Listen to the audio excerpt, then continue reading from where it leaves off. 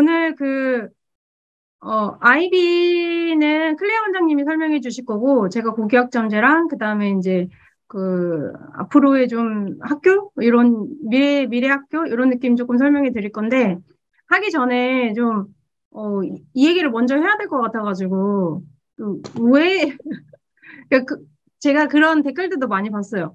아, 왜 자꾸 바꾸냐? 그냥 내비두면 되는데, 지금대로 내비두고 오면 혼선도 없고 혼란도 없는데, 왜 자꾸 바꾸냐? 막 이런 얘기도 아직까지도 많이 있어요. 그래서 그런 게 조금, 왜 바꿔야만 하는가? 항상 이제 아이비랑 그다음 고교학점제 나오면 나오는 얘기가 4차 산업혁명, 그다음에 뭐 저출산, 뭐 이런 얘기예요. 근데 오늘은 뭐 저출산은 그렇게 이제 당연한 거니까 좀 많이 설명하는 것보다 이거보다는 4차 산업혁명을 어떻게 해석하느냐가 조금 더 다른 것 같아요. 사람들마다. 그래서 저도 이제 4차 산업혁명에 대해서 좀 많이 책도 많이 찾아보고 공부도 많이 하고 강연도 많이 듣고 좀 그러고 있거든요. 응. 이 4차 산업혁명이 왜 중요한가? 4차 산업혁명에 우리는 어떻게 해야 될 것인가? 그래서 뭐 4차 산업혁명 하면 이렇게 해야 되고 이런 거 해야 되고 이런 거 해야 되고 막 이런 거 있어요. 이런 얘기들. 그래서 그런 얘기 조금 오늘 해보려고 해요. 그래서 4차 산업혁명 하기 전에 산업혁명을 조금 이해를 해야 돼요. 저도 4차 산업혁명하면 막연하게 뭐 과학 관련된 뭐 그 정도 아닌가? 뭐 이렇게 생각을 하시는 분들이 많거든요. 뭐 과학 주도해서 그냥 AI? 우리가 딱 4차 산업혁명을 떠오르는 게 AI? 일론 머스크 그 화성 간다던데? 뭐 이 정도인 것 같아요. 네. 그거보다는 좀 근본적으로 산업혁명이 뭔가, 왜, 이게 1차, 2차, 3차, 4차인 거잖아요. 그러면은 왜 이게 4차인가, 이런 것들을 조금 알아야 될 필요가 있어요. 그래서 제가 조금 정리를 해봤어요. 4차 산업혁명을 제일 대한민국에 잘하시는 분이 김태일 교수님, 서울대 교수님이세요. 이 책도 보시면 여기 한국의 시간, 그리고 제가 좋아하는 유시민 작가님, 나의 9년대사, 요 책 굉장히 저 개인적으로 좋아하거든요. 그래서 이 두 책을 읽고 제가 정리를 한 거예요. 그래서, 저 정리가 될지 모르겠어요. 굉장히 부담감이. 책 두 권에 대한 이야기입니다. 네. 그래서 이제 뭐 1차 산업혁명은 이때 영국부터 시작이고 뭐 이런 거 다 알죠? 요금 1,900원이 결제되었습니다. 네, 결제가 되셨습니다. 네. 그리고 이거는 영국이 뭘로 다 산업혁명 성공한지 아시죠? 직물, 면으로 했어요. 그리고 2차 산업혁명은 뭐 독일, 미국 따라오면서 뭐 화학, 뭐 자동차 뭐 이런 것들. 그리고 3차 산업혁명은 뭐 우리가 생각하는 인터넷 기반으로 해서 정보통신 이런 거고, 그 다음에 이제 4차 산업혁명이 시대가 온다 어쩌고저쩌고 하면서 이제 처음 얘기 꺼낸 사람이 클라우드 슈밥이에요. 이거랑 우리나라랑 조금 비교를 해봤어요. 우리나라. 그러니까 지금 1780년에 지금 처음 1차 산업혁명 시작을 했어요.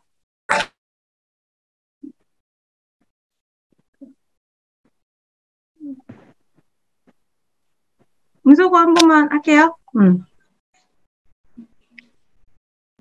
근데 지금 우리나라를 비교를 해보면 우리나라는 지금 1780년대 지금 영국에서 했던 거를 언제 했어요? 1970년에 했죠. 우리나라는 그러니까 1차 산업하고 뒤에도 설명하겠지만 1차 산업혁명을 제대로 물결을 타지를 못했죠. 우리나라는. 그래서 물결을 탄 아이들의 일본에 굉장히 힘든 시간을 보낸 게 우리나라잖아요. 그러니까 이게 산업혁명이 그만큼 중요하다는 거예요. 그러니까 산업혁명을 어떻게 대처하고 이 배 안에 타냐 안 타느냐가 나라의 좀 그런 모든 운명을 좌우한다고 해야 되나? 그렇게 이해를 하시면 좋으세요. 그래서 어쨌든 우리나라는 1970년에 근데 저도 근현대사 이거 유시민 작가님 근현대사 이거 보면서 왜냐면 사실 저도 뭐 이 시대를 이렇게 막 어른으로 살았던 건 아니고 애기였던 거라 기억이 하나도 나지 않죠. 그리고 여기 80년 이후 태어나신 어머님들도 굉장히 많으시죠. 70년대를 모르시는 분들도 굉장히 많으시잖아요, 사실은. 그래서 잘 안 와닿지만, 우리나라가,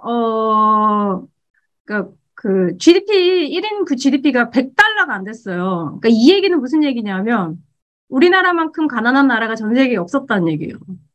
진짜 가난한 나라였어요. 진짜 가난한 나라인데, 우리나라가 결정을 해요. 먹을 게 없는 우리나라가 자동차를 만들어서 팔겠다. 이렇게 목표를 세운 거예요. 말도 안 되죠. 그렇게, 우리나라의 이 산업혁명이 시작이 된 거예요. 그게 1970년도예요. 그래서 처음에 똑같이 경공업으로 직물로 뭐 구미, 대구 이런 데서 섬유 이런 걸로 시작을 했어요. 그리고 나서 이거를 한번 보시면 좋을 것 같아요. 80년이었고 1870년이었고 거의 100년이죠. 근데 우리나라는 이거 20년 만에 그러면서 경공업 떼고 그다음에 조선 중압 해가지고 공업 자동차 전자까지 해서 1990년도에 끝내요. 그리고 이것도 100년이에요. 근데 우리나라 또 이거를 우리나라 진짜 대단하죠. 이런 거 보면 10년, 20년 만에 거의 뭐 탁탁탁탁 다 끝내요. 그러니까 이게 정말 대한민국이 어떻게 보면 그래서 저도 이 한국의 시간이나 그년대도 다시 읽으면서 대한민국이 그러니까 우리나라 뭐 살기 힘들고 어쩌고 저쩌고 막 부정적인 얘기도 많지만 사실은 대단한 나라죠. 예. 지금 300년에 해야 되는 거를 50년에 지금 2022년이니까 거의 50년 만에 끝냈어요. 그러니까 그거에 대한 사실 부작용도 굉장히 많아요. 뭐 양극화라든가 여러 가지 부작용들이 많이 있지만 그래도 먹을 게 없었던 전 세계에서 제일 가난했던 나라가 지금 어느 정도 중진국 제일 상위 레벨 우리나라처럼 성공한 나라가 없어요. 이 산업혁명 민주화에 그 후발국으로 나왔던 나라들 중에서. 자, 이제 여기서 머무를 것인가? 4차 산업혁명이 남았어요. 그리고 이제까지는 이제 이런 교육이 가능했던 게 벤치마킹을 하면 됐었어요. 그리고 말 잘 듣는 아이들을 만들어서 이제 학교를 만들고 이렇게 해서 하면 됐어요. 근데 이제는 말 잘 듣는 아이가 아니고 세상에 없는 걸 만들어야 돼요. 일론 머스크처럼 화성 가야 되는 거고 잡스처럼 없는 스마트폰을 세상에 없는 걸 만들어내야 되는 거예요. 자, 이랬을 때 이제 우리 아이들, 우리나라의 교육, 우리나라의 이 방향을 어떻게 잡아야 될 것인가. 그래서 산업혁명을 좀 그렇게 바라보셨으면 좋겠어요. 자, 산업혁명, 뭐, 안 되고, 뭐, 지금도 좋고, 이렇게 해서, 그치만 우리는 바로 옆에 있는 나라들이 만만한 나라들이 아니에요. 못된 일본 하나 있죠. 등치 큰 중국 하나 있죠? 네. 이게 쉽지가 않아요, 우리나라가 살아남기가. 네. 그러면은 걔네들은 막 4차 산업혁명 가고 있는데, 특히 일본이 지금 이를 갈고 있어요. 근데, 자, 어떻게 할 것인가. 이런 것들을 조금 고민해 보셨으면 좋겠어요. 그래서 이 부분을 넣었어요. 그래서 이거는 그 김태우 교수님, 강의가 너무 4차 산업혁명에 대해서, 그래서 1차 산업혁명이 끝나고 나서, 요렇게 되는 거를 100 정도로 보시더라고요. 그러면은 4차 산업혁명이 일어나고 나서 이거에 대한 경제적인 가치를 지금 비교를 한번 해보시면, 그러니까 1차 산업혁명은 아무것도 아니라는 거죠. 4차 산업혁명이, 뭐 10에서 100이 됐다면 이게 100이 얼마나 갈 것인가. 그리고 우리나라가 거기에서 선도국가로 갈 것인가. 또다시 일본에 할 것인가. 이게 사실은 기로라서 4차 산업혁명은 굉장히 중요해요. 그러니까 나라적으로도. 이게 그냥 단순히 뭐 과학, 뭐 화성 갈 거야? 이런 문제가 아니고 우리나라에 좀 구군이 달려 있다고 해야 되나?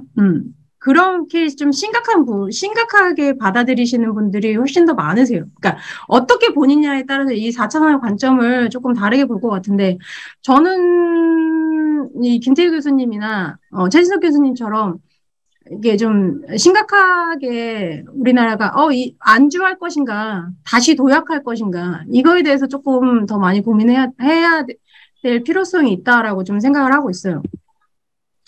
그래서 보시면 막말을 일본 피해자 매춘부다 뭐 이런 얘기를 들어야 되는 거예요. 이게 다 뭐의 결과예요? 우리가 1차 산업혁명 제대로 못한, 그래가지고, 일본의, 식민지가 되었던, 한반도 전쟁, 다. 그러니까 이게 끝난 게 결코 아니에요.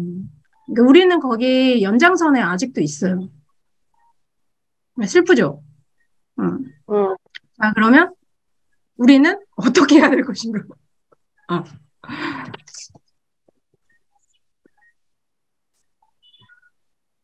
이게 되게 재밌는 게, 그러니까 1차 산업혁명부터 다시 봐야 돼요. 다시 공부를 해야 될 필요가 있다. 그래서 아이들이랑 이 부분도 꼭 한번 짚어주고 싶다. 제가 생각을 했었는데, 이제 한국이랑 일본이랑 좀 비교를 해봤어요.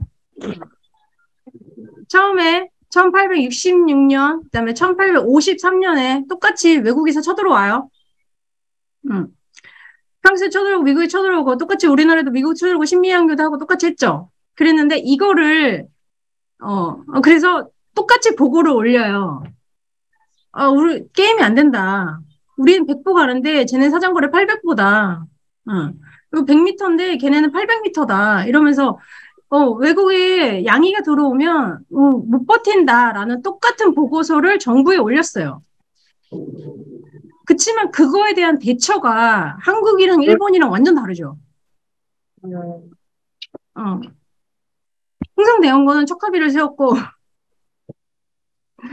요시다 쇼이는 다 바꾸라. 혼만 빼고 다 바꿔. 화원양제를 했어요.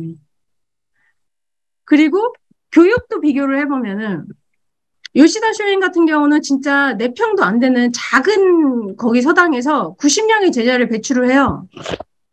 얘네들이 다 가서 메이지 유신해요. 그래서 여기 90명에 우리가 싫어하는 모든 애들이 거의 다 들어있어요. 이또 히로부미 이런 애들. 이런 애들이 다 들어가 있어. 진짜. 우리나라 상극인 모든 애들이 여기 90명이 다 들어가 있어요. 그래, 90명을 배출을 했어요. 근데 우리나라는 그때 교육으로 따지면은 서원, 한교, 서원, 800, 학자들 엄청나게 많았어요. 그러니까 공부를 한다는 게 중요한 게 아니에요. 이제 어떤 공부를 하느냐가 중요한 거죠. 자, 이거는 이제 1차 산업혁명 관련된 그 후의 이야기예요. 그럼 다시 4차 산업혁명으로 넘어와서 지금 현재로 우리나라의 교육, 이제 4차 산업혁명을 준비하는 우리나라의 교육이 얼마나 돼 있나. 그러니까 그런 외우는 교육 말고 이제 생각하는 교육. 이게 저는 좀 무서웠어요, 사실은. 그래서 이 요시다 쇼인의 그 제자 같은 이거 굉장히 좋아하는 그 아베예요, 아베.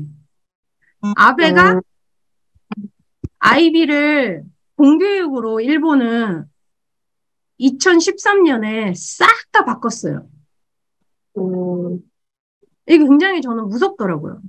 왜냐하면 아이비를 원래 생각하는 교육 아이비가 정말 좋다는 걸 알고 있었는데 일본이 이거를 요시다 쇼인 이렇게 해서 화원영제 했던 그 메이지 유신을 했었던 그 정치적 집단들이 이 아이비를 걔네는 아이들을 위한 교육을 하기 위해서 아이비를 들여온 게 아니에요. 걔네는 경제 개혁을 하기 위해서 잃어버린 20년, 30년 찾겠다는 그거에 대안으로 지금 교육 계획을 한 거예요.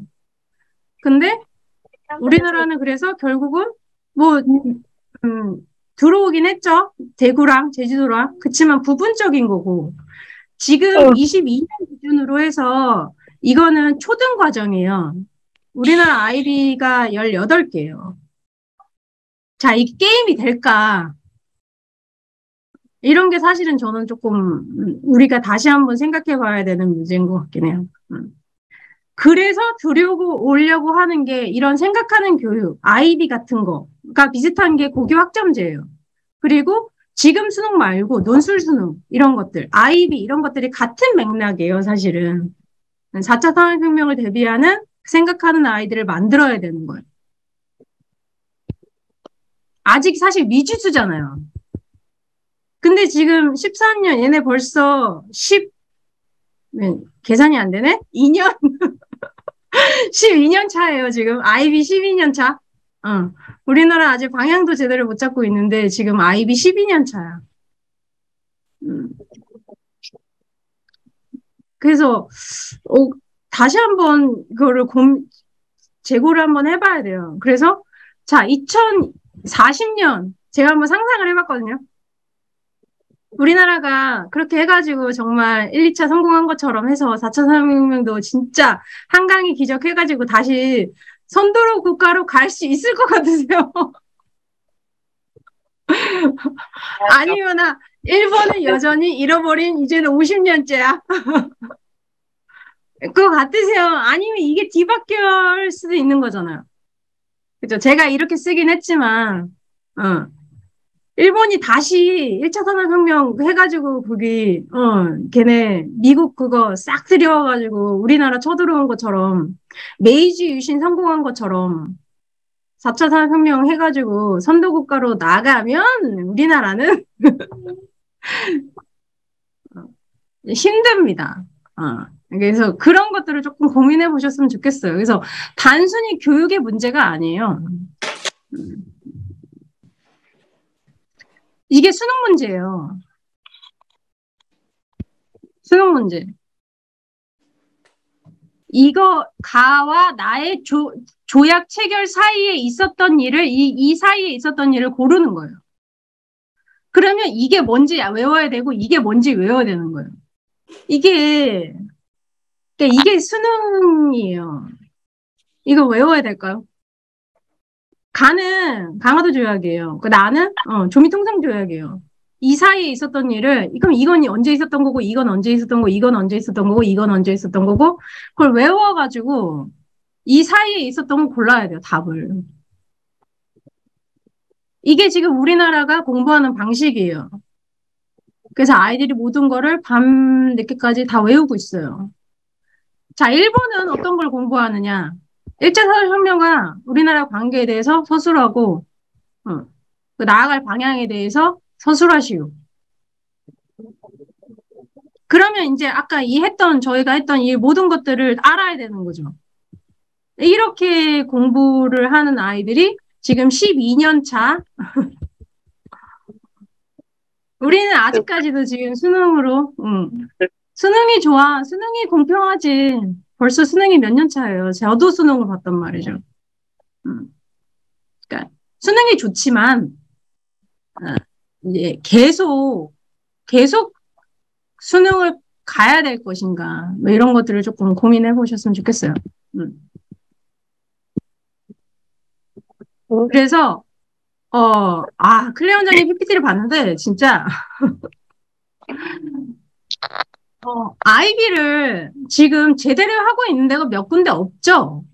그리고 공교육도 잘 몰라요. 그러니까 아이비에 대해서 그러니까 모르고 하는 선무당의 이야기가 사실은 제일 무서운 것 같아요.